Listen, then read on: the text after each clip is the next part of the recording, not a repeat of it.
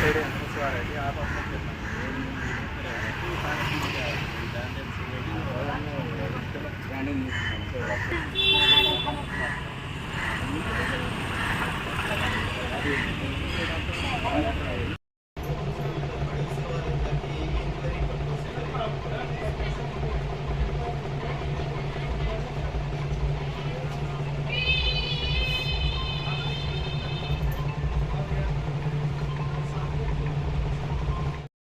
Complaint में क्या लिखा पुलिस स्टेशन में?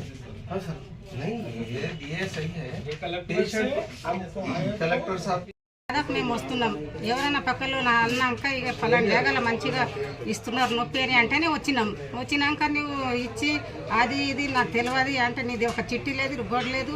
ఆ ముసలావిడకి ఇచ్చి ఇప్పుడు ఇంటికాడ పడ్డది. ఇప్పుడు ఎవరు ఆపత అనేది నువ్వు చూస్తున్నావా? ఇప్పుడు వచ్చినా కానీ నాకు తెలియదు అంటున్నావు. ఎవరితో మేము బాగా చేయాలని 10 దవాఖానలో ఎవరితో తీపించుకున్నావు ఇంజక్షన్ ఆడికి తీసుకోండి అంటున్నాడు. ఈ అప్పత వస్తేనేమో నేను ఇవ్వలేను అంటున్నాడు. ఇప్పుడేమో గేమ్ ఆడుతున్నారు అది ఇది అంటున్నారు.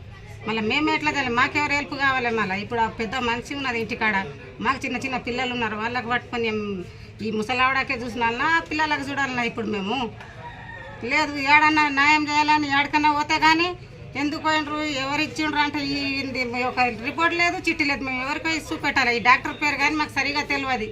ఇప్పుడేమో అవో పెద్ద మనిషి కాదు వయసులు ఉన్నారంటే ఏడన్నా దిరుగులాడి అన్నా చేస్తామేమో మేము.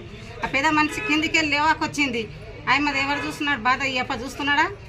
ఇప్పుడు మా సొంటలకు ఇప్పుడు వచ్చి చెప్పినా కానీ ఎవరు పట్టించుకున్నారు పేదోళ్ళకు.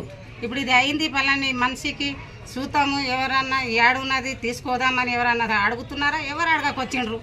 మళ్ళీ ఇప్పుడు ఆమెకు ఎత్తుకొని ఇంటికాడే ఉందమా? ఇప్పుడు వీడికి 2 నెలలకాయ ఆమె పలంగ మీదకి లేవాకొచ్చింది. దొడ్డి కాడికే మూత్రమాన ఎవరు చూడాలి? ఎప్ప వచ్చి చూస్తున్నాడా? ఇంజక్షన్ ఇస్తేవి పక్కకు అవుతీవి. ఇప్పుడు ఆడ వచ్చి ఒకనాడు వచ్చిండు, మళ్ళీ నేను చూస్తా అని అన్నాడు. చూసేటోడు మళ్ళీ వచ్చానా చూస్తున్నావా నువ్వు? అది లేదు.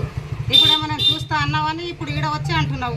అదే ఇంటికాడ వచ్చి రోజు వచ్చి చూసి లేపు మళ్ళీ ముసలిదానికి ఎట్లా ఇచ్చినావో అట్లా లేపి అప్పుడు నేను మంచి డాక్టర్ అని చెప్పించుకున్నాలే మందితోటి. గ్రామస్తురాలైతే లక్ష్మీబాయి వాళ్ళ కొడుకు హీరానాయక్ వాళ్ళ ఫిర్యాదు మేరకు వారు సబ్ కలెక్టర్కు డిఎంఎన్హెచ్ఓ గారికి ఫిర్యాదు చేయడం జరిగింది. వాళ్ళ కంప్లైంట్ ఏంటంటే ఏదో మోకాలి నొప్పితో రావడం జరిగింది. వాళ్ళకు మోకాల్లో ఇంజెక్షన్ ఇవ్వడం వలన తర్వాత కొన్ని ప్రాబ్లమ్స్ రావడము, హైదరాబాద్ పోవడము, ఇతర హాస్పిటల్లో చూపించుకోవడం జరిగింది వాళ్ళు. కాబట్టి మాకు ఈ విధంగా అన్యాయం జరిగింది అని చెప్పేసి వాళ్ళు ఫిర్యాదు చేయడం జరిగింది. సో మేము ఈ విధంగా ఈ మధ్యకాలంలో చాలా కంప్లైంట్స్ ఏమొస్తున్నాయంటే ఈ ఇంట్రాఆర్టికులర్ ఇంజెక్షన్ అని చెప్పి ఉంటుంది. అది మామూలుగా అయితే ఒక ఆర్థోపెడిషియన్ కానీ ఒక క్వాలిఫైడ్ డాక్టర్ కానీ ఒక ఆపరేషన్ థియేటర్కి తీసుకెళ్ళి అవసరం అనుకుంటేనే ఆపరేషన్ థియేటర్లో ఆ జాయింట్లో ఇంజెక్షన్ ఇవ్వడం జరుగుతుంది.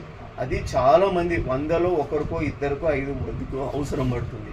కానీ ఈ మధ్యకాలంలో మన తాండూరులో కానీ పరిగిలో కానీ వికారాబాద్లో చాలా ఫిర్యాదులు వస్తున్నాయి. ఏంటంటే చాలామంది ఆర్ఎంపీ డాక్టర్లు కూడా ఇవి నేర్చుకొని అవి ఎలా ఇవ్వాలో నేర్చుకొని అవసరం ఉన్నా లేకున్నా కూడా జాయింట్లలో ఇంజెక్షన్స్ ఇవ్వడం జరుగుతుంది. కాబట్టి ఇది చాలా తప్పు. వీళ్ళ మీద యాక్షన్ తీసుకోవాలని చెప్పేసి మేము ఈ విధంగా కలెక్టర్ గారు డిఎంఎన్హెచ్ఓ ఆదేశాలపైన మనం ఎంక్వైరీ చేయడం జరుగుతుంది. ఈరోజు ఎంక్వైరీ చేయడం జరిగింది. ఇంకా మేము ఫైనల్గా మనం ఒక కన్క్లూజన్కి అయితే రాలేము. కన్క్లూజన్కి వచ్చిన తర్వాత ఈ రిపోర్ట్ను కలెక్టర్ గారికి సబ్మిట్ చేయడం జరుగుతుంది.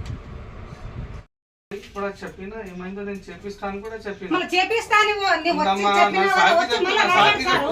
ఒక్క నిమిషం సార్, ఏమైందో నేను చేపిస్తా, ట్రీట్మెంట్ కూడా మొత్తం చేపిస్తా, అది ఎంత ఖర్చు వస్తుందో ఐఎమ్ రెడీ అని చెప్తే కూడా వాళ్ళు 2 నెలలు అయినాక ఇదంతా చేసి సెకండరీ సార్ ఏరియాలో రవి సార్ చేస్తున్నారు.